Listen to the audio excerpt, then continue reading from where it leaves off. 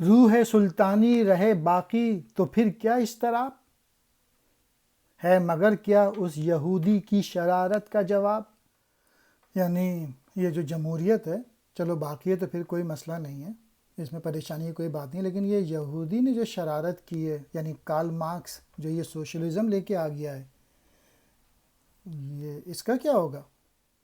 وہ کلیم بے تجلی، وہ مسیح بے صلیب، نیست پیغمبر و لیکن در بغل دار و کتاب، خدا کا جلوہ دیکھے بغیر وہ موسیٰ، صلیب پہ چڑھے بغیر وہ عیسیٰ نظر آ رہا ہے۔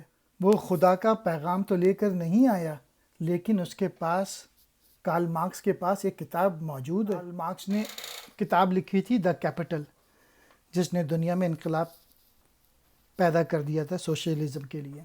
کیا بتاؤں کیا ہے کافر کی نگاہ پردہ سوز، مشرق و مغرب کی قوموں کے لیے روز حساب۔ یوں تو یہ کافر ہے، لیکن اس کی نگاہ جو ہے وہ دور تلک جاتی ہے، اور اس نے تو مشرق و مغرب کی قوموں میں قیامت برپا کر دی ہے۔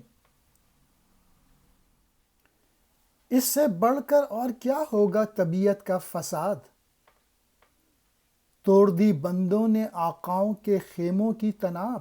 اس کی تعلیمات کے نتیجے میں جو غلام لوگ تھے وہ بغاوت پہ اتر آئے ہیں اپنے آقاؤں کے لیے جو ان کے مالک تھے۔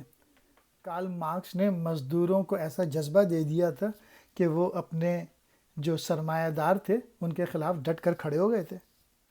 توڑ اس کو رومۃ الکبریٰ کے ایوانوں میں دیکھ، آل سیزر کو دکھایا ہم نے پھر سیزر کا خواب۔ چوتھا مشیر بولا، اشتراکی نظام یعنی کیپٹلزم سے گھبرانے کی ضرورت نہیں ہے، ہم نے اس کو روکنے کے لیے ایک آدمی میسولینی کو پیدا کر دیا اٹلی میں، جس نے فاشسٹ نظام میں ساری طاقتیں ایک آدمی کے ہاتھ میں ہوتی ہیں، اور یہ بھی خواب دکھایا ہے روم کے لوگوں کو کہ فاشسٹ نظام کے ذریعے وہ دوبارہ اپنی کھوئی ہوئی جو رومن امپائر تھی دوبارہ بنا سکیں گے، سیزر والی۔ کون بحر روم کی موجوں سے ہے لپٹا ہوا، میسولینی کا جو بحری بیڑا تھا وہ افریقہ کی جانب بڑھ رہا تھا کہ افریقہ کے ممالک پہ قبضہ کیا جائے۔ دوسرا مصرع فارسی کا ہے، اور اس کے معنی شاید یہ ہیں کہ صنوبر کے درخت جیسا تناور بن کے میسولینی کھڑا ہو جاتا تھا، ولولے سے تقریر کرتا تھا اور اپنی قوم کو اپنی کھوئے ہوئے عروج کی طرف دوبارہ لے جانے کی کوشش کر رہا تھا۔ میں تو اس کی عاقبت بینی کا کچھ قائل نہیں، جس نے افرنگی سیاست کو کیا یوں بے حجاب۔